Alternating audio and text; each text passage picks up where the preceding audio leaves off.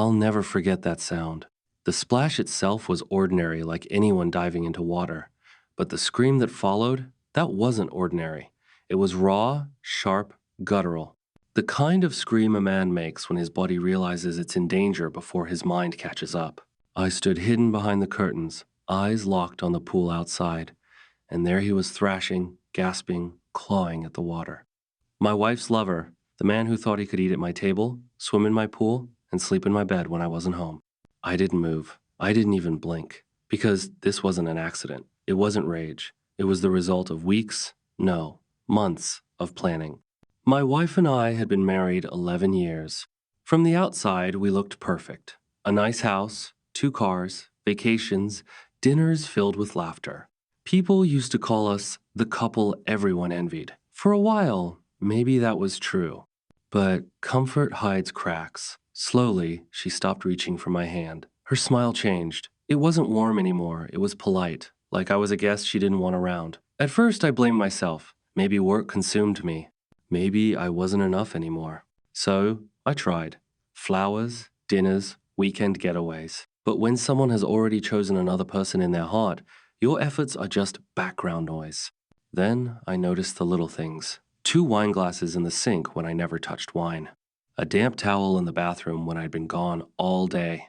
And the smell of chlorine faint but unmistakable drifting through the house on days I hadn't been near the pool. One Tuesday, I tested my suspicion. I left work early, parked down the street, and crept silently to the backyard. And there he was, a stranger, cutting through my pool with powerful strokes. My wife sat nearby, her smile wide, her laugh genuine, a laugh I hadn't heard in years. That moment broke me, but it also sharpened me. I didn't explode. I didn't storm outside. I watched. I counted. I studied. He came every Wednesday, every Friday, always between late morning and early afternoon. They thought they were clever. They weren't. I documented everything: photos, videos, receipts. I built a case brick by brick until there was no room for denial. But proof wasn't enough for me. Proof was only the weapon. I wanted punishment. And I knew exactly where to deliver it. Because he loved that pool. My pool.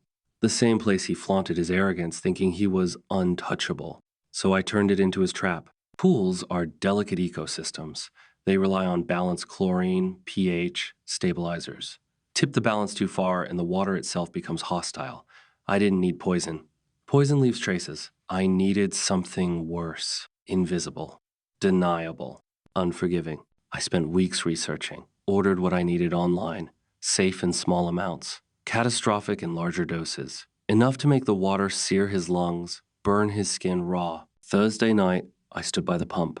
It hummed softly as I poured the mixture in. Clear, odorless. Just water, or so it seemed. By morning, the trap was set. Friday came. I pretended to have meetings across town. She didn't question it. She never did. By noon, he was there.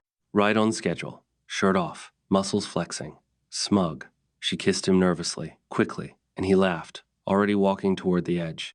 Then he dove. The scream ripped through the air seconds later. His body jerked violently. He thrashed, coughing, clawing at the water like it had turned to acid. She panicked instantly, running to the poolside, screaming his name. And that's when I stepped out from behind the curtain. The look on her face, I'll never forget it. Her blood drained, her mouth opened, but no words came out.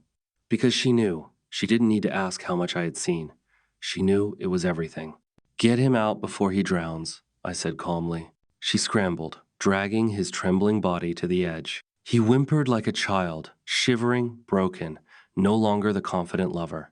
I let the silence stretch, then dropped the folder on the table. Photos, dates, times, proof. Her hands shook as she opened it, flipping through each page, each nail hammered into the coffin of her lies. You had 11 years, I said quietly, and this is what you did with them. I didn't shout. I didn't rage. My calm cut deeper than any scream ever could. Because she saw it in my eyes, I wasn't breaking. I was ending. By nightfall, he was gone.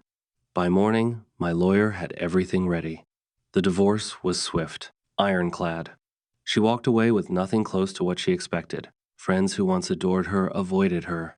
Her reputation crumbled overnight. And him, he carried scars, inside and out. His pride, his image, even his skin all marked by the day he thought he could swim in another man's water. Die Regel not vorsingend, because betrayal is a rot. If you don't cut it out, it spreads. I cut deep, I cut clean. Now, when I walk past that pool, it's calm again, silent, reflecting nothing but the sky above.